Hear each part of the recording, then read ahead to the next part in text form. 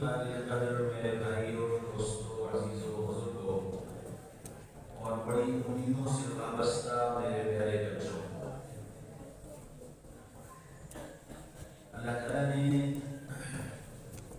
اس ملک میں ہم پر اور آپ پر بہت بڑا احسان فرمایا کہ اس دور میں، ان حالات میں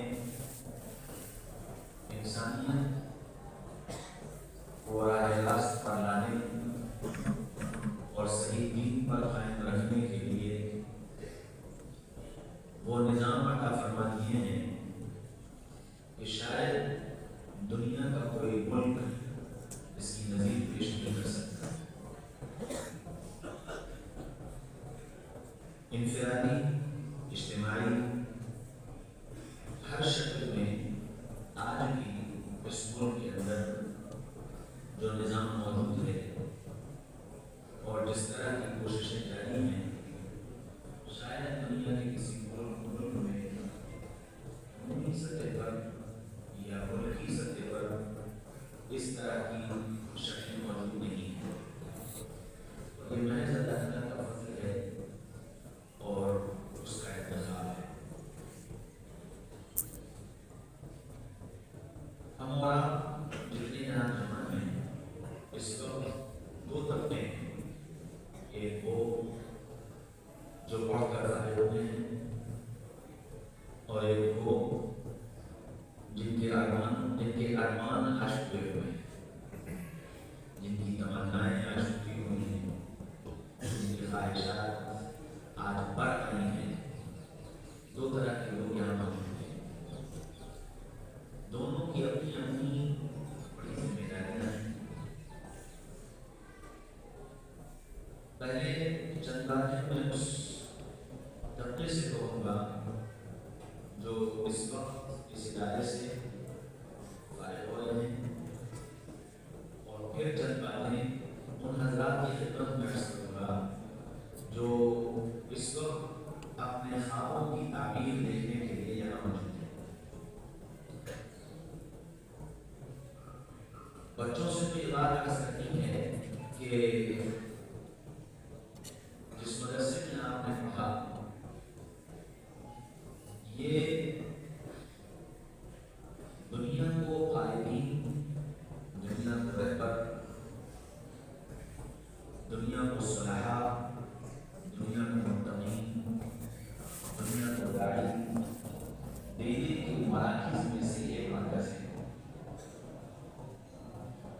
اور وہ حضرات جو ان اداروں کا تعاون کرتے ہیں، ان تعاون کرنے والوں کی نیتیں یہ ہوتی ہیں کہ یہ وہ جگہیں ہیں جہاں سے ملت کو مہمان ملیں گے، جہاں سے ملت کو قائد ملیں گے، جہاں سے ملت کو رہنما ملیں گے، جہاں سے ملت کو امام ملیں گے۔ ان سوچوں کے ساتھ وہ معاونین ان اداروں کا تعاون کرتے ہیں اور بڑی امید بھری نگاہوں کے ساتھ آپ کے چہروں کو دیکھتے ہیں، اور شاید مستقبل کے خواب آپ کو دیکھ کر سجاتے ہیں، اور شاید ملک کا مستقبل کہیں نہ کہیں آپ کی زندگی میں وہ تلاش کرتے ہیں۔ اس لیے آپ حضرات پر بہت بڑی ذمہ داری ہے۔ دوسری بات یہ ہے کہ اللہ تعالیٰ نے جو علم دیا ہے اور جو نسبت عطا فرمائی ہے، یہ معمولی نسبت نہیں ہے، یہ وہ نسبت ہے جس کو اللہ کے نبی صلی اللہ علیہ وسلم نے فرمایا تھا، العلماء ورثۃ الانبیاء، کہ علماء انبیاء کے وارث ہیں۔ اور میراث کیا تھی؟ لم یورثوا دینارا ولا درہما، دینار و درہم ہماری میراث نہیں ہے، انما ورثوا العلم، ہماری میراث علم ہے۔ عام طور پر جب یہ حدیث سامنے آتی ہے تو ذہن میں ایک خاکہ بیٹھتا ہے، ایک سوچ بنتی ہے کہ ہم انبیاء کے وارث ہیں، تو چونکہ امامت نبیوں کا کام ہے تو گویا میراث میں ہمیں امامت ہوئی. ہر نبی معلم ہوتا تھا تو گویا میراث میں ہمیں معلم کی سند ملی ہے. ہر نبی مبلغ ہوتا تھا تو گویا میراث میں ہم کو مسند ملی ہے، کرسی ملی ہے، منبر ملا ہے. ہر نبی کے لیے اللہ تعالیٰ نے بڑے مقامات رکھے ہیں.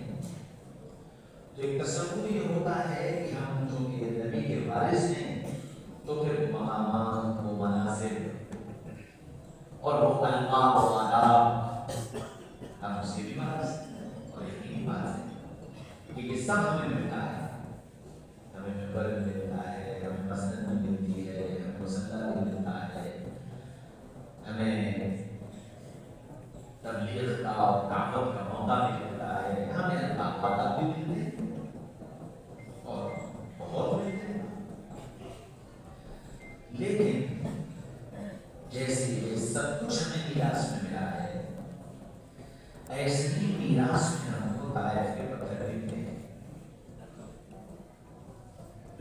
ایسے ہی میراث میں ہم کو اندر کا پیڑ پر پتھر باندھے جانا بھی ملا ہے. ایسے ہی میراث میں مکہ کی گلیوں میں خاک چھاننا بھی ملا ہے. ایسے ہی میراث میں تھک کے کھانا بھی ملا ہے. ساحر اور مجنون کہا جانا بھی ملا ہے. ایسے ہی میراث میں راتوں کو لگنا تڑپنا رونا بھی ملا ہے. اور اتنا رونا کہ رب کو کہنا پڑا لعلک باخع نفسک الا یکونوا مؤمنین.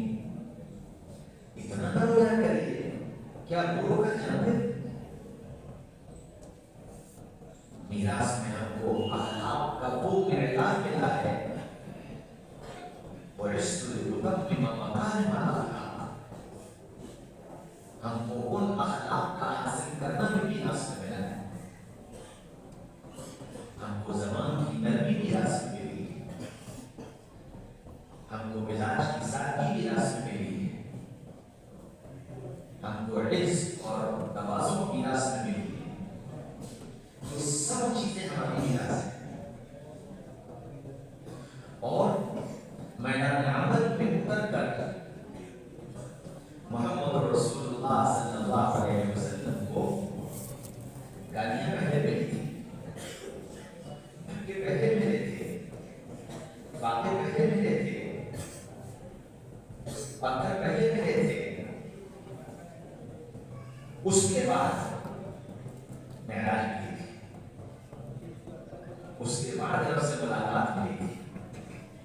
اس کے بعد تو محبتیں ملی تھی کہ دنیا میں محبتوں کی نظیر نہیں پیش کر سکتی.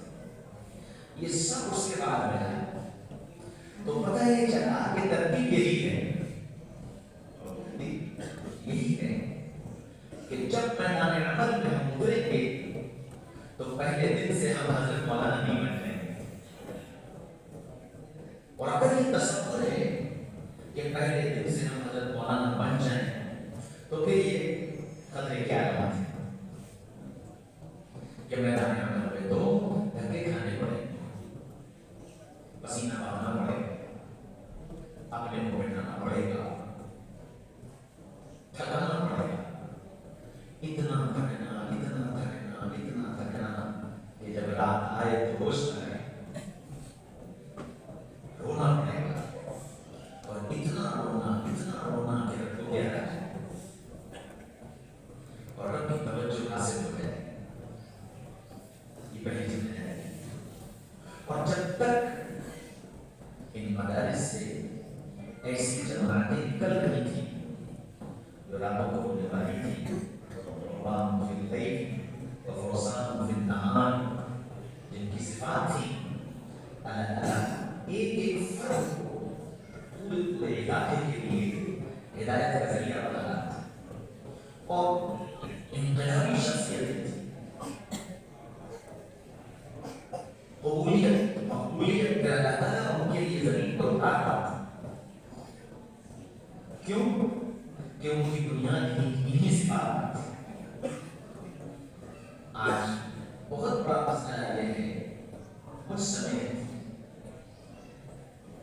کہ ہم اللہ کے دربار میں اپنی قبولیت اور مقبولیت کو منوانے سے پہلے دنیا کے لوگوں کے دلوں میں اپنی قبولیت اور مقبولیت منوانا چاہتے ہیں، اور یہ ترتیب نہیں، یہ ترتیب نہیں۔ ترتیب تو یہی ہے کہ وہ قبول کریں گے تو یہ سب کریں گے، وہ مان لیں گے تو یہ سب مان لیں گے، ان کو ماننا یہ ہماری ذمہ داری ہے۔ دیکھو مذہب غریب میں بہت بڑی بڑی شخصیتیں جن کو شاید آپ نے بھی بہتوں نے سنا دیکھا وہ دنیا سے چلی گئی، کیا ان کی جگہوں کو پورا کرنے کی ذمہ داری ہماری نہیں؟ کیا وہ صفات، وہ مزاج، وہ علم، وہ صلاحیت، وہ تقویٰ، وہ تعلق مع اللہ پیدا کرنا کیا ہماری ذمہ داری نہیں؟ آپ کا باپ ایک کاروبار چلتا ہے، جس وقت اس کی آنکھ بند ہو جاتی ہے آپ اس کے کاروبار کے پورے بارش میں جاتے ہیں، اور دنیا میں باہر ہے کہ باپ نے جس سطح پر کاروبار چلایا تھا اس سے آگے بڑھتے رہتے، اس سے کہیں زیادہ ترقی دے دیتی۔ کیا یہ میراث صرف دنیا کی ہے کہ دنیا میں باپ چھوڑ کر چلا جائے، ہم اس کو اس کی اس میراث کو اور آگے لے جائیں، اور دین کے جو ہمارے باپ ہیں وہ جو میراث ہم کو دے کر جائیں ہم اس کو بھی بس پال پائیں،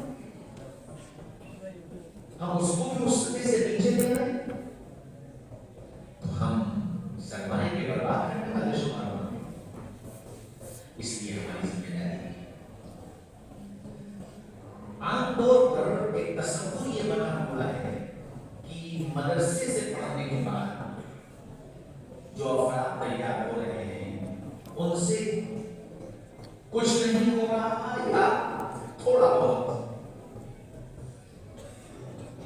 ماضی کی آپ تاریخ اٹھا کر دیکھیے، اس ملک میں بھی اور اس ملک کے علاوہ دنیا کے اور ممالک میں بھی جو کچھ ہوا وہ سب اہل مدارس نے کیا۔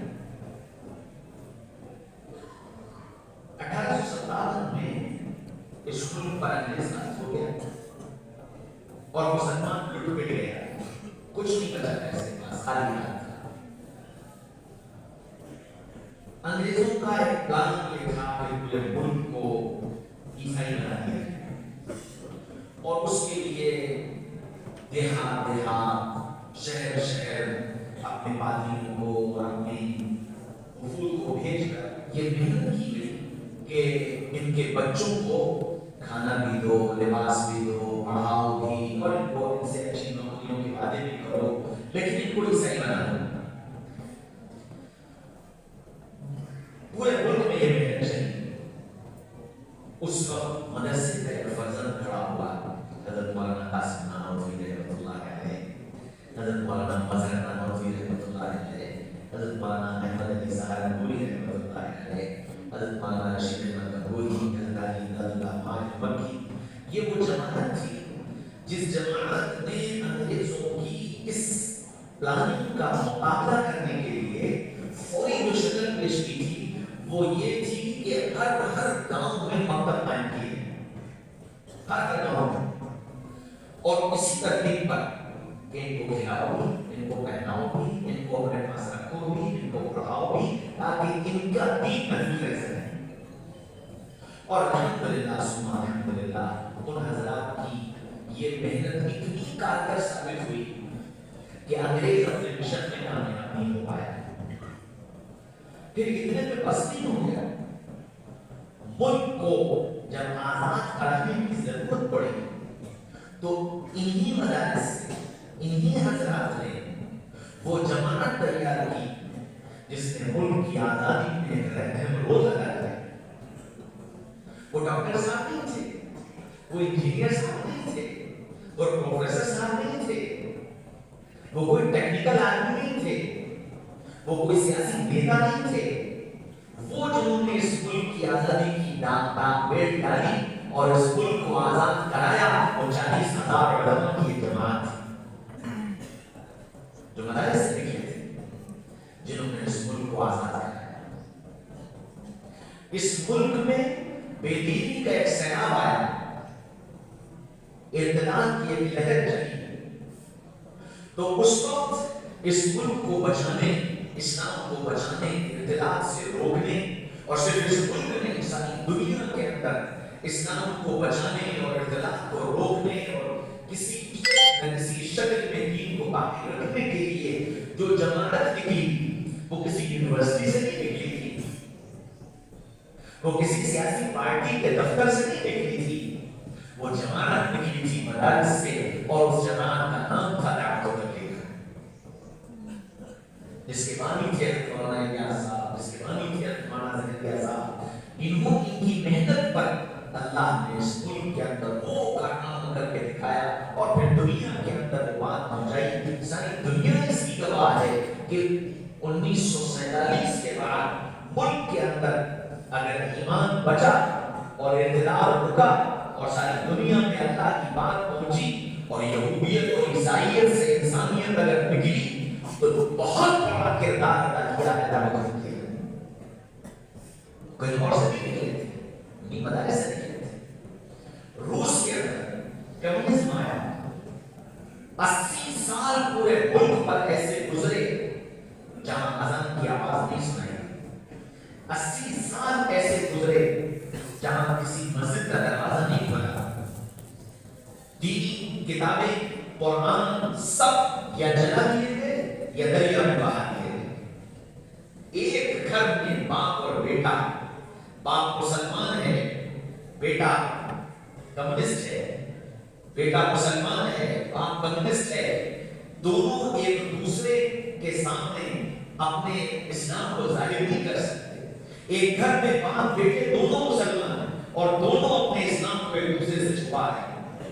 ایسی صورتحال پورے ملک پر 80 سال گزرے ہیں، اور ان 80 سال کے بعد ملک جب اس کمیونزم سے باہر آیا ہے اور کمیونزم ختم ہوا ہے اور اس روس کے ٹکڑے ہوئے، الگ الگ ملک بنے، آذربائیجان، ازبکستان، تاجکستان، بخارا، سمرقند، یہ جتنے ملک بنے، جب یہ ٹوٹ کر ملکوں کی تقسیم ہوئی ہے اور الگ الگ ملک وجود میں آئے ہیں، اس ساری تحریک کو کامیاب کرنے والے کسی بڑے ملک کے کوئی بڑے سیاستدان نہیں تھے، کسی بڑی یونیورسٹی کے پڑھے ہوئے بڑے ڈاکٹرز اور بڑے پروفیسرز اور بڑے سائنٹسٹ اور بڑے اسکالرز اور بڑے سوشلسٹ یہ نہیں تھے، بلکہ اس ملک کے سارے اشتراکیت کے نظام کو منہدم کرنے والے 35,000 علماء کی جماعت، جنہوں نے اس ملک میں قربانی دے کر کے ملک کے ٹکڑے ٹکڑے کروائے تھے، اور پھر یہ اسلامی ریاستیں وجود میں آئی تھیں۔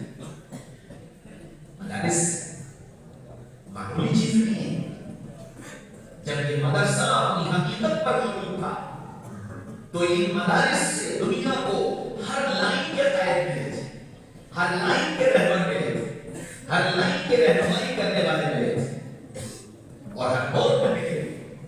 آج بھی جہاں یہ بات سمجھ میں آ جاتی ہے کہ ہمارا جو میدان ہے وہ چند کتابیں نہیں ہیں، ہمارا جو میدان ہے وہ ایک محدود علاقہ نہیں ہے، ہمارا میدان عالم ہے، اور عالم کے تقاضے ہیں، اور ان تقاضوں پر اپنے علم، اپنی صلاحیت، اپنی استعداد، اپنا تقویٰ، اپنا توکل، اپنی معرفت اللہ، ان بنیادوں پر ہمیں قوم کی قیادت اور رہبری کرنی ہے، جن کو یہ سمجھ میں آیا اللہ نے انہی مدارس سے آج بھی ایسے تیار کی جو دنیا میں قیادت کا رول ادا کر رہی ہے، اور دنیا ان کی قیادت کو تسلیم کر رہی ہے، دنیا ان کو مان رہی ہے۔ ہم مدرسے میں پڑھنے والوں کا ایک بڑا مسئلہ یہ ہے کہ ہم یہ سمجھتے ہیں کہ جس دن ہمارے سر پر دستار رکھی گئی اور جس دن مدرسے سے ہم کو سند حاصل ہوئی، ہم یہ سمجھتے ہیں کہ ہمارا تعلیمی سفر مکمل ہوا۔ آپ کا یہ تعلیمی سفر جب سے آپ نے شروع کیا اور آج تک اگر اس کی مدت جوڑی جائے تو 13 سال 14 سال 15 سال اس سے زیادہ نہیں. آپ کتنے بیٹھے انگریزی تعلیم حاصل کرنے والے 13 سال کی مدت میں جو تعلیمی سفر طے کرتے ہیں اس کو ہائی اسکول کہتے ہیں. 10واں پاس جس پر آج کی دنیا میں 84 کی بھی نوکری نہیں ملتی. اور وہ 10واں پاس کرنے کے بعد وہ یہ نہیں کہتا کہ جی میں علامہ ہوں, میں مولانا ہوں, میں حضرت ہوں, میں جنا ہوں, میں جنی ہوں. وہ خود یہ سمجھتا ہے کہ میں تو ابھی جاہل ہوں, میں تو ابھی جاہل ہوں. ہمارے شیخ نبر اللہ مرتبہ فرمایا کرتے تھے جب بچوں کی سند پر دستخط کرتے تھے تو یہ کہتے تھے کہ دیکھو اس جو ہم دستخط کر رہے ہیں یہ اس بات کی سند نہیں ہے کہ تم فارغ ہو گئے, یہ اس بات کی سند ہے کہ آج سے تم طالب علم بن گئے. اب تک تمہیں کتاب پڑھنا بھی نہیں آتی تھی, اب ہم اس کی اجازت دیتے ہیں کہ تم کتاب پڑھو لیکن پوچھ کر پڑھنا. کیا پڑھیں اور کس کو پڑھیں. تو ہمارا تعلیمی سفر شروع ہوا, ختم نہیں ہوا. اچھا وہ تعلیمی سفر آگے جانے کیوں نہیں رہتا؟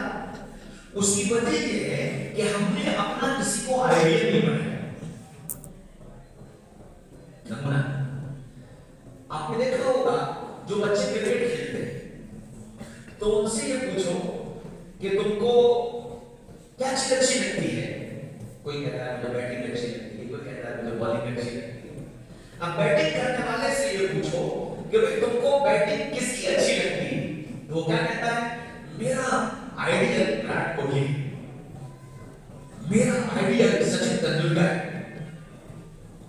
اب جس کو اس نے اپنا آئیڈیل مانا ہے وہ بچہ کوشش کرتا ہے کہ میرا کھڑے ہونے کا انداز بھی وہی ہو, میرے بیٹ چلانے کا انداز بھی وہی ہو, میری میدان میں نقل و حرکت بھی اسی طرز پر ہو, میرے سر کے بال بھی اسی طریقے پر ہو. ہر چیز میں چونکہ اس نے اس کو اپنا آئیڈیل مانا تو وہ اس طریقے پر اپنے کو ڈالنے کی کوشش کرتا ہے. ایک بالر سے پوچھئے کہ تم بالنگ کس کی پسند کرتے ہو, وہ کہتا ہے میرا آئیڈیل وسیم اکرم, میرا آئیڈیل عمران خان. تو وہ اپنی ہر ادا کو اس نو پر لانے کی کوشش کرتا ہے. ہم مدارس کے پڑھنے والے, علم کے حاصل کرنے والے, ہمارے یہاں بھی بہت سارے لائن ہیں. کیا ہم نے اپنے لیے کسی لائن کا انتخاب کیا کہ جی میں اس لائن میں آگے بڑھنا چاہتا ہوں, میں تحقیق میں جانا چاہتا ہوں, میں تقریر میں جانا چاہتا ہوں, میں تفسیر میں جانا چاہتا ہوں, میں تقابلی مطالعے میں جانا چاہتا ہوں, میں تدریس میں جانا چاہتا ہوں. مختلف 85 لائنیں ہیں. ان میں کیا آپ نے اپنے لیے کسی لائن کا انتخاب کیا کہ مجھے اس لائن میں جانا ہے؟ اور پھر اس انتخاب کے بعد کیا آپ نے اپنے لیے کسی کو آئیڈیل بنایا, کوئی نمونہ بنا کہ میں اس جیسا مصنف, اس جیسا مدرس, اس جیسا محقق, اس جیسا مفسر, اس جیسا مفتی بننا چاہتا ہوں؟ کوئی آئیڈیل بنایا؟ کیونکہ منزل پتہ نہیں ہے اس لیے سفر پر قدم آگے نہیں بڑھ پاتے. یہ سب سے بڑا المیہ ہے ہمارے مدارس کا کہ یہاں پڑھنے والے طلباء کو اپنی منزل کا پتہ نہیں ہوتا اور اس منزل کے بارے میں سوچتے بھی نہیں ہیں کہ مجھے چلنا کدھر ہے, مجھے جانا کدھر ہے. ایک لگے بندھے نظام کے تحت مدرسے میں آئے اور جو مدرسے نے نظام متعین کر دیا لگا تھا اس کو پڑھا اور نکل کر کے پھر میدان عمل میں یا تو کہیں امامت اور کہیں مدرسی اور کہیں مکتب یا تو اس لائن میں چلے گئے. اور گجرات میں ماشاءاللہ تجارت کی کھان ہے تو یہاں ماشاءاللہ علماء کی بڑی تعداد میں تجارت کی میدان میں چلی جاتی ہے. وجہ یہی ہے کہ ہم نے کوئی اپنی منزل نہیں بنائی, کوئی ٹارگیٹ نہیں ہمارا کہ ہمیں وہاں پہنچنا. چاہے وہ دنیاوی تعلیم حاصل کرنے والے ہوں, چاہے وہ دینی تعلیم حاصل کرنے والے ہوں, چاہے وہ دنیا کے اعتبار سے آگے جانے والے ہوں, چاہے وہ دین کے اعتبار سے آگے جانے والے ہوں, اگر منزل کا تعین نہیں ہوگا تو ہماری مثال کیسی ہے. ایک لڑکا ٹکٹ کے کاؤنٹر پر گیا, ریلوے اسٹیشن میں ٹکٹ کے کاؤنٹر پر گیا اور اس نے کاؤنٹر پر کھڑے ہو کے کہا کہ ٹکٹ. اندر سے اس نے سوال کیا کہاں کا؟ تو یہ جواب دیتا ہے جہاں کا دل چاہے. جواب دیتا ہے جہاں کا دل چاہے. کیا ہے اس کے بارے میں کہ بھائی میں آپ سے پوچھ رہا ہوں، یہ جواب دے رہا ہے کہ جہاں کا دل چاہے، اس کے بارے میں آپ کی کیا رائے ہے؟ یہ سوال کریں گے. ٹھیک ہے، تم ٹکٹ لے کاؤنٹر پر کھڑے ہو، تمہیں یہ نہیں معلوم کہاں جانا ہے؟ بالکل یہی حال ہم سب کا ہے. ہم پڑھ رہے ہیں، اسکول کالج کے بچے بھی شاید یہاں بچے ہوں گے، اور نہیں ہوں گے تو ان کے والدین ہوں گے جو اپنے بچوں کو اسکولوں میں، کالجوں میں، یونیورسٹیوں میں پڑھا رہے ہیں. کیا انہوں نے کبھی اپنے بچوں سے یہ پوچھا کہ تمہاری منزل کیا ہے، تمہیں جانا کہاں ہے، کیا بننا چاہتے؟ جو بننا چاہتے ہو تو وہ لائن اختیار کی، اپنا فن طے کیا. جو منزل نہیں پتا ہے اس لیے اچھا، جب منزل نہیں پتا ہے تو آگے کا شوق بھی پیدا ہوگا. آپ پہلے دن سے یہ طے کر لو کہ مجھے مصنف بننا ہے، تو آپ کو شوق پیدا ہوگا کہ بھائی مصنف بنوں گا تو کیسے، میں کس کو پڑھوں، میں کس کی تحریریں دیکھوں، شوق پیدا ہو. اچھا جب یہ سوچے ہی مصنف بننا ہے تو پھر کہاں سے شوق پیدا ہوگا؟ شوق پیدا ہوا کہ مفسر بننا ہے تو پھر یہ شوق پیدا ہوگا کہ دنیا میں مفسر کون کون ہے، کون کون سی تفسیریں ہیں، آج موجودہ دوروں میں تفسیر کا بہترین آدمی کون ہے، میں اس کا کیسے پڑھ سکتا ہوں، اس سے رابطہ کیسے ہو سکتا ہے، اس کے علم سے میں نفع کیسے اٹھا سکتا ہوں. یہ شوق پیدا ہوگا. اور یہ منزل ہی نہیں ہے، سوچا ہی نہیں ہے، تو کہاں کی تفسیر اور کہاں کا مفسر اور کہاں کی کتابیں اور کہاں کا آدمی، شوق ہی نہیں. اس لیے پہلی چیز ہم پڑھنے والوں کی اور خاص طور سے آپ فارغ ہو کر نکل رہے ہیں، آپ کی ذمہ داری یہ اس وقت کی جس وقت آپ نے مدرسے میں قلم رکھا تھا، آپ اس وقت اپنے بارے میں یہ طے کرتے کہ مجھے بننا ہے. تیسری بات، اسکولوں میں جب ٹیچر بنتا ہے تو ٹیچر بننے کے لیے تعلیمی نظام الگ ہے. High school, inter, B A, M A, یہ آرٹ سائڈ سے ہو یا سائنس سائڈ سے ہو یا کامرس سے ہو، یہ تو تعلیمی یافتہ ہے. لیکن اب یہ کالج کا ٹیچر بنے، یہ لیکچرر بنے، یہ پروفیسر بنے، اس کو بننے کے لیے ایک تربیتی کورس ہے بی اے، ایم اے، جس میں یہ بتایا جاتا ہے، سمجھایا جاتا ہے کہ تم کو بچوں کو کیسے پڑھانا ہے، ان کے ساتھ تمہارا مزاج کیسا ہو، ان کے ساتھ تمہاری بول چال کیسی ہو، ان کو حرف سکھانا کیسے، ان کو لکھوانا کیسے، ان کا دل پڑھائی میں کیسے لگانا ہے، ان کو بغیر مارے کیسے پڑھانا ہے، ان کو کھیل میں کیسے پڑھانا ہے. یہ ساری چیزیں اس میں سکھائی جاتی ہیں جس کو ہماری زبان میں کہتے ہیں تربیت. تو اب چونکہ میں اور آپ، ہمارا اور آپ کا تعلق دین سے، تو ہمارے لیے بھی کہیں تربیت کی ضرورت ہے، تربیتی نظام کی ضرورت ہے کہ ہماری تربیت ہو. اور تربیت، یہ بات یاد رکھو کہ اللہ نے علم کا خاصہ کبر بنایا ہے. علم کا خاصہ کبر ہے. فضول بری اگر آپ نے پڑھی ہوگی تو فضول بری میں جو خواص بیان کیے گئے ہیں اس میں علم کا خاصہ کبر بیان کیا گیا ہے. پتہ یہ چلا کہ علم آئے گا تو کبر آئے گا، یہ طے شدہ بات ہے. یہ ہو نہیں سکتا کہ علم آئے اور کبر نہ آئے. ہم اب اس کبر کو تواضع سے تربیت بدلے گی، اس کبر کو تواضع سے تربیت بدلے گی. اس لیے تربیت ضروری ہے. اور تربیت کہاں ملے گی؟ وَاتَّبِعْ سَبِيلَ مَنْ أَنَابَ إِلَيَّ. یہ قرآن نے بتایا کہ تربیت کے لیے انعامت والوں کی ضرورت ہوگی، اور اپنے آپ کو ان انعامت والوں کے تابع کرنا ہوگا. اگر انعامت والوں کے تابع نہ ہوئے اور صرف ایک ہی کو سمجھ لیا کہ یہ ہم کو عالم ہے، ہم تو قرآن جانتے ہیں، ہم تو حدیث جانتے ہیں، تو پھر یہ قرآن ہی کہتا ہے کہ وہ بھی کثیرہ و یہدی بھی کثیرہ. اسی قرآن سے ہم نے کتنوں کو گمراہ کر دیا اور اسی قرآن سے کتنوں کو ہدایت دی.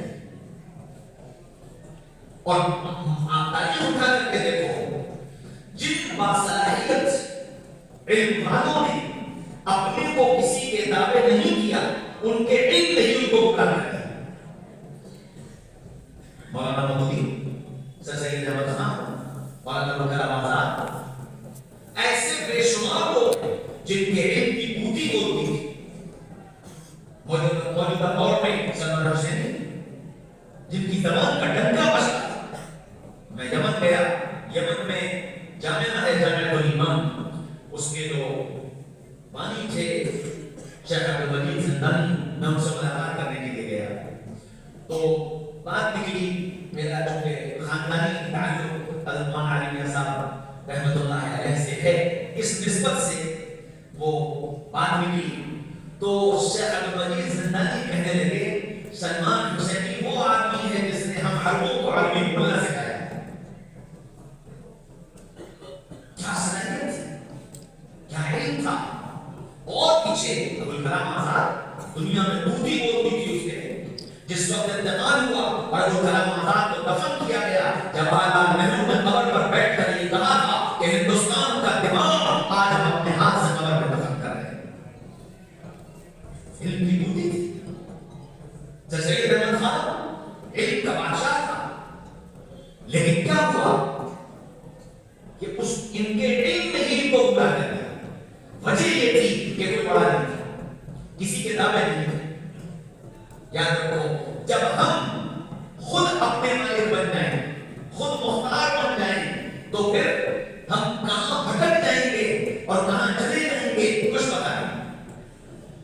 اس لیے سارے لوگوں کے لیے, امت اور علماء کے لیے خصوصاً یہ ضروری ہے کہ اپنے آپ کو کسی کے تابع کریں. کوئی قدم بغیر پوچھے نہ ہو کہ مجھے کرنا ہے. اچھا, وہ تربیتی نظام ختم ہوتا چلا گیا.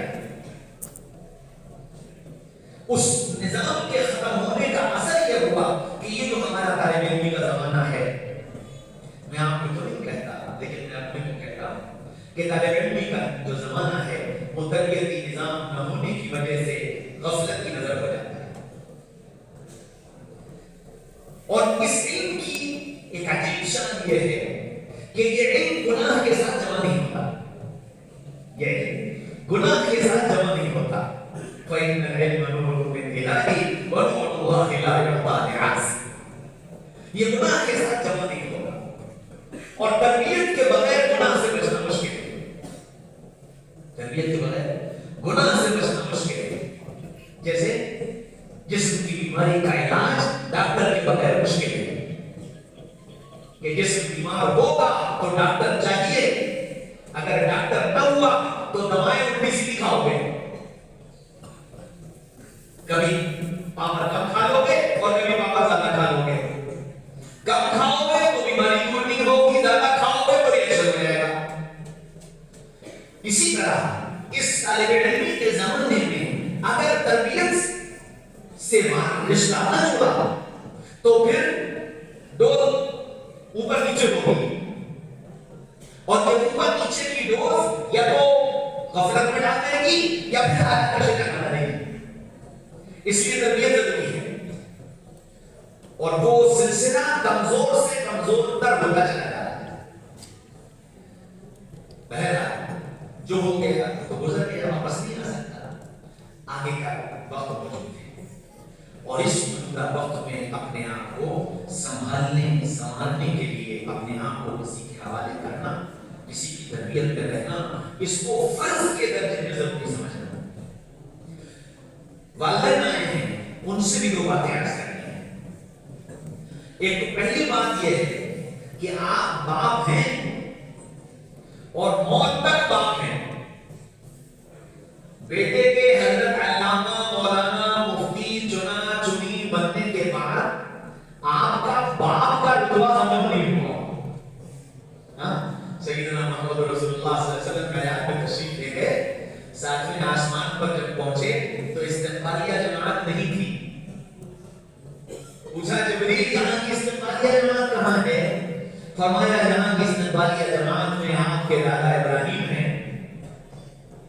کہ پھر کہ یا رسول اللہ مقام آپ کا بڑا ہے، رشتہ آپ کا بڑا ہے، اس لیے وہاں بولی آپ وہ نہیں رہیں گے، آپ کو جانا ہے، مقام آپ کا بڑا ہے، رشتہ آپ کا بڑا ہے، اس لیے یہاں وہ نہیں رہیں گے، آپ کو جانا ہے۔ تو محمد رسول اللہ صلی اللہ علیہ وسلم خود چل کر گئے بیت المعمور پر، اور پھر سیدنا ابراہیم علیہ السلام نے باہر پھیلا کر استقبال کیا، واہ واہ واہ میرا نیک بیٹا آ گیا، میرا نیک بیٹا آ گیا۔ تو آپ کو یہ سمجھنا ہے کہ وہ ابا ہیں، ابا رہیں گے، ان کے باپ بن جائیے گا، اور والدین سے کہنا یہ ہے کہ آپ باپ ہیں، آپ باپ بن کر رہیے، تا زندگی ان کی تربیت آپ کے ذمہ ہے، جو اولاد ہے اس کی تربیت تا زندگی باپ کے ذمہ ہے، باپ کو ماں کو اس کی فکر کرنی ہوگی کہ میرا بیٹا عالم ہو گیا، چنا ہو گیا، چنی ہو گیا، کہیں یہ بگڑ نہ جائے۔ ہم مدرسے سے فارغ ہوئے، والد صاحب نے پہلے حضرت جلال آبادی کی خدمت میں رکھا، پھر حضرت مولانا سید حسن صاحب رحمۃ اللہ علیہ کی خدمت میں رہے، اور طالب علمی کے زمانے میں نرمی کے سال سے شیخ کی تربیت میں پہنچ گئے تھے۔ جب یہ سب ہو گیا اور آئے گھر پر، والد صاحب نے قرآن کے درس کے لیے کہا تو قرآن کا درس شروع کرو۔ تو پہلے دن جب درس دینے کے لیے جانے لگے تو والد صاحب نے یہ کہا کہ اپنی ماں کے پاس جاؤ اور ان سے دعا کر۔ میں اپنی والدہ کے پاس گیا اور جا کر کہا کہ ماں قرآن کا درس دینے جا رہے ہیں، تو میری ماں نے اس کو نصیحتیں کی، آج بھی کام کی ہیں، اور اس کو اگر گھر سے مان لو گے تو انشاءاللہ ساری زندگی کام آئے۔ ہماری والدہ نے یہ کہا کہ بیٹا تقوی والی زندگی پر چلنے کی کوشش کرو گے تو فتوے والی زندگی پر چل پاؤ گے، تقوی والی زندگی پر چلنے کی کوشش کرو گے تو فتوے والی زندگی پر چل پاؤ گے، اور اگر فتوے والی زندگی پر چلنے کی نیت کر لی تو مغلوبات میں چلے جاؤ۔ اس لیے ہمیشہ تقوی والی زندگی پر چلنے کی کوشش کرنا، اللہ فتوے پر چلا دے گا۔ اور دوسری بات یہ تھی کہ بیٹا درس دینے جا رہے ہو، کبھی اپنے علم کے بھروسے پر بات مت کرنا، کبھی اپنے علم کے بھروسے پر بات مت کرنا، اللہ سے مانگ کر کرنا۔ اپنے علم کے بھروسے پر کرو گے تو کبر میں مبتلا ہو جاؤ گے، اور اللہ سے مانگ کر کرو گے تو اللہ تمہاری اور سننے والوں کی جو ضرورت ہوگی اللہ وہ بات تمہاری زبان سے کہلوا دے گا اور اللہ کے منہ سے بچا دے گا۔ یہ دو باتیں کہی تھی۔ تو پہلی بات کا تو پتہ ہے زندگی کیسی ہے، اللہ ہی بہتر ہے، لیکن ہاں دوسری بات پر بڑی مضبوطی سے عمل کیا، الحمدللہ۔ کبھی 2 رکعت نماز پڑھے بغیر بات نہیں کی، ہمیشہ اللہ یہ کہ کبھی ایسا ہوا کہ جہاں پہنچنا تھا پہنچنے میں تاخیر ہو گئی، موقع نہیں ملا، عام لوگ منتظر ہیں، تو بھی 2 منٹ پہلے بیٹھ کر اللہ سے مانگ لیا، پھر کرسی پر بیٹھے کہ اب بات کریں۔ اس لیے یہ 2 باتیں ماں باپ ہر وقت کے نگراں ہیں، ان کی ذمہ داری ہے۔ ایک بات یاد رکھیں۔ دوسری بات، آپ کے بچوں میں آپ نے ایک بچے کو عالم بنایا اور ایک بچے کو ڈاکٹر بنایا۔ جب یہ ایسا منظر کسی گھر میں ہوتا ہے کہ ایک بچہ عالم بنے، ایک ڈاکٹر بنے، ایک عالم بنے، ایک انجینئر بنے، ایک عالم بنے، ایک پروفیسر بنے، وہاں والدین کا پیمانہ دوہرا ہو جاتا ہے، اور یہ دوہرا پیمانہ اس عالم کی زندگی کے اندر جو انفیریٹی کمپلیکس، احساس کمتری پیدا کرتا ہے، دنیا کی کوئی طاقت اس انفیریٹی کمپلیکس سے اس عالم کو نکال نہیں سکتی۔ وہ انفیریٹی کمپلیکس کیا ہوتا ہے کہ وہ جو لڑکا کا ڈاکٹر بن رہا تھا، اس نے کہا کہ ابا 1 لاکھ روپیہ چاہیے بیٹا، یہ لو بیٹا۔ ابا 50,000 روپیہ چاہیے یہ کتاب لانے کی، یہ لو بیٹا۔ ابا میں اے سی سے سفر کروں گا، کہ ٹھیک ہے بیٹا۔ اور وہیں وہ انسان نے کہا کہ جو ابا 10,000 روپے چاہیے کچھ کتابیں لیں، کیا ضرورت ہے، مدرسے میں ہے تو کتابیں اسی میں پڑھ لیا کرو۔ یہ جو انداز ماں باپ یہ نہایت خطرناک ہے، نہایت خطرناک. دونوں آپ کی اولاد ہے، دونوں آپ کا خون ہے، آپ کو دونوں کے ساتھ انصاف کا معاملہ کرنا ہے. اور بلکہ آپ کو تو یہ سوچنا چاہیے کہ ہمارے اس بیٹے نے ہماری آخرت کے سنوارنے کا سودا کر لیا. یہ ہمارا دنیا کا بھی کامگار ہے اور آخرت کا بھی کامگار ہے. آپ کی تو فکر بدل جانی چاہیے. اللہ کا شکر ہے آپ کا یہ گجرات اور آپ کا یہ علاقہ اس معاملے میں بہت آگے ہے. اب تو اپنی کہانی سنا رہے ہیں، اپنے علاقے کی کہانی سنا رہے ہیں. آپ لوگ تو ماشاءاللہ بڑے قدردان ہو، اور اس قدردانی کا نتیجہ ہے کہ اللہ تعالیٰ نے دین کے تمام شعبوں میں آبیائی کا کام صوبے گجرات سے اس وقت اتنا لیا ہے، شاید ان کے کسی صوبے سے اتنا کام نہیں کیا جاتا.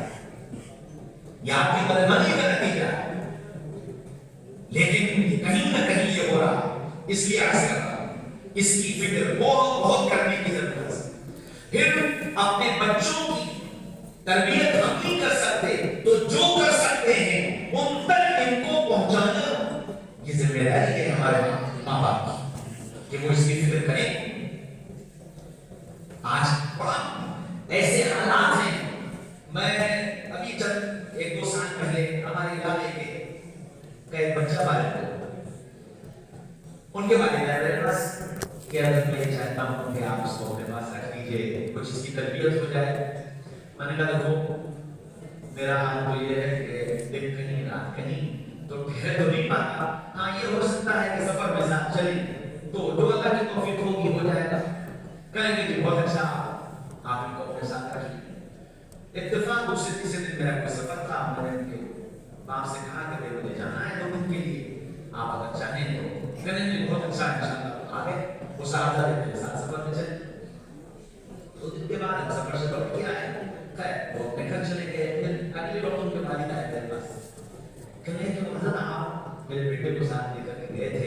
میں نے کہا کہ آپ ان کو بیان نہیں کروائے. میں نے کہا بھائی یہ تو سبتی ہو، مجھے نہیں معلوم تھا کہ آپ نے جو رسک دیا تھا کہ مجھے بیان کروانا ہے. یہ سوچ جو ہے نا یہ نہایت خطرناک ہے، جس کی وجہ سے ہمارے یہ بچے جہاں تک پہنچ سکتے ہیں وہاں تک نہیں پہنچ پا رہے. تربیت کے نہ ہونے کی وجہ سے دسیوں رکاوٹیں لگی ہو جاتی ہیں. اللہ تعالیٰ نے بڑی صلاحیتیں آپ حضرات کے اندر رکھی ہیں، اور یاد رکھو یہ صلاحیتیں دکھا کرتی ہیں مربیوں کے پاس.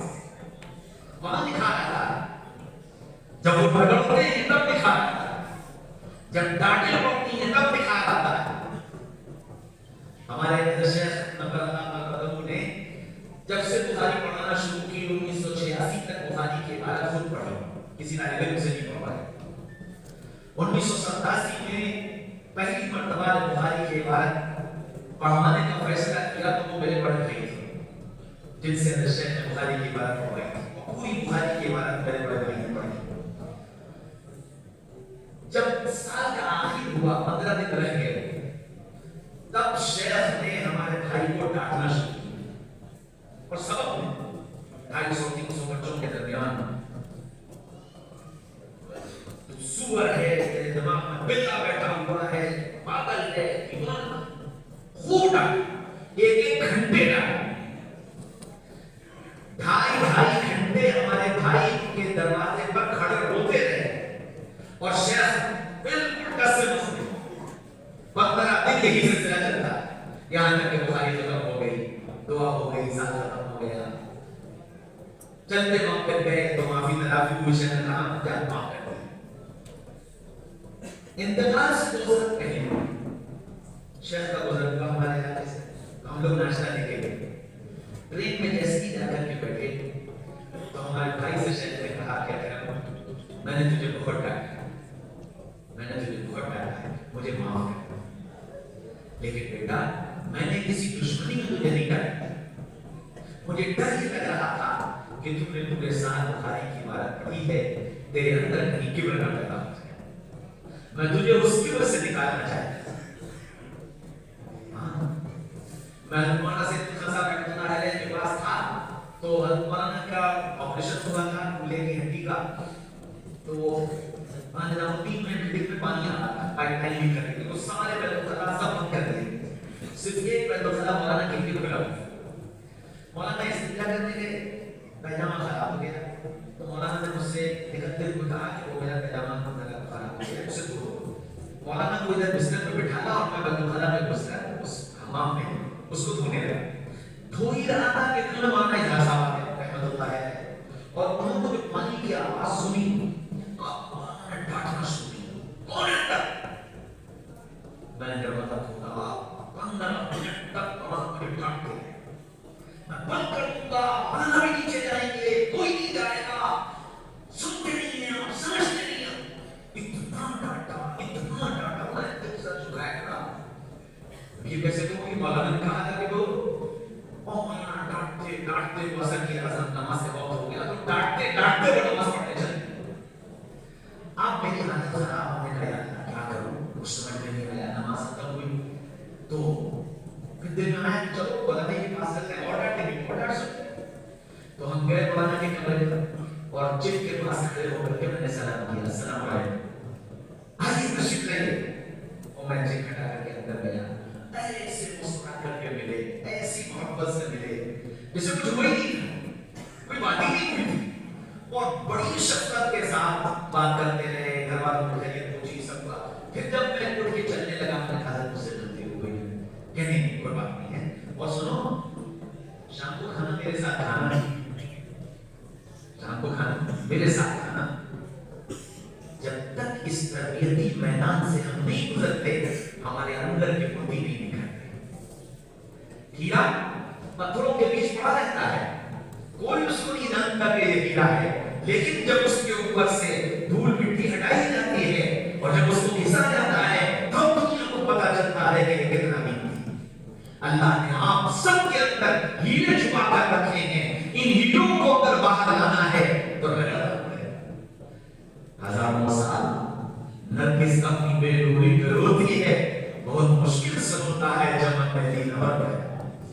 آپ کو دینور بننا، آپ کو دنیا کی قیادت کرنی، دنیا کی امامت کرنی، آپ کو دنیا کو اشرف علی بن کر دکھانا ہے، رشید احمد بن کر دکھانا ہے، انعام الحسن بن کر دکھانا ہے، یوسف اور الیاس بن کر دکھانا ہے۔ آپ کو دنیا کو قیادت کا وہ نمونہ پیش کرنا ہے کہ دنیا یہ کہے کہ ہم اگر تو چلے گئے تو ہمارے پاس یہ موجود ہے۔ آج دنیا اس سے محروم ہو گئی، اور یہ جب ہوگا جب آپ کسی کو اپنا آئیڈیل بناؤ گے، جب آپ کسی کو اپنا قائد بناؤ گے اور اس جیسا بننے کی کوشش کرو گے۔ دیکھو ہمارے لیے سب سے بڑا قائد ہے محمد رسول اللہ صلی اللہ علیہ وسلم، ہمارے لیے سب سے بڑا قائد ہے صحابہ کرام رضوان اللہ تعالی علیہم اجمعین۔ لیکن چونکہ انسانی مزاج ہے، جس کو دیکھتا ہے اسے متاثر ہوتا ہے، جس کو جانتا ہے اسے متاثر ہوتا ہے۔ اس لیے جن ہستیوں کو آپ نے دیکھا ہے، آپ جانتے ہیں، جو موجود ہیں، آپ یہ سوچنا کہ اس زمانے میں کوئی ابو ہریرہ ہوگا، اس زمانے میں کوئی جنید بغدادی ہوگا، اس زمانے میں کوئی حسن بصری ہوگا، تو یہ ناممکن۔